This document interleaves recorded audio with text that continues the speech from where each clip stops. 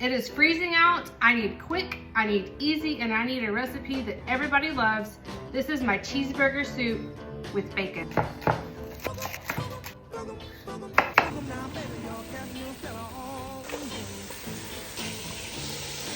We've browned our ground beef, we've cooked our veggies in the broth. Now I'm just gonna add some bacon because bacon makes everything better. I'm going to do a cornstarch slurry with a little bit of warm milk to thicken our soup. Slowly add our shredded cheese. Make sure you shred it yourself. Do not use the pre-shredded stuff here. It will turn into a gloopy, nasty mess. And stay tuned, I'm gonna show you a really fun topping for the end of the soup. All of the wonderful comforting flavors in my fun spin for the topping, crushed up potato chips and dill pickles. That is so good.